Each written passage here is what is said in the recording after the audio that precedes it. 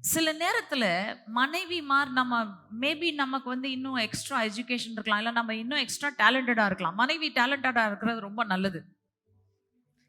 நீதிமொழிகள் 31ல புத்தியுள்ள ஸ்திரீயை குறித்து என்ன சொல்லுது? வீடை கட்டுகிறாள், வயலை வாங்குகிறாள், கைகளினாலே நூற்கிறாள், அழகான வஸ்திரங்களை உண்டாக்குகிறாள், அதிகாலையில எழுந்து சோறு போடுறா, வேலைக்காரிக்கும் சோறு போடுறா, பிள்ளைகளுக்கும் சோறு போடுறா, வின்டர் வர்றதுக்கு முன்னாடி அவங்களுக்கு வின்டர் க்ளோதிங் கரெக்டா வாங்கி வச்சிடுறா.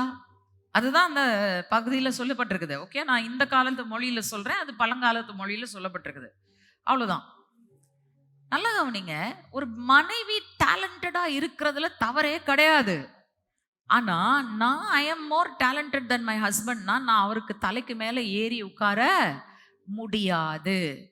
அப்படி அவருடைய அதிகாரத்துக்கு விரோதமா நான் கலகம் செய்தேனானால், அந்த அதிகாரத்தை அவருக்கு கொடுத்த தேவனுக்கு விரோதமாய் நான் கலகம் செய்கிறேன்.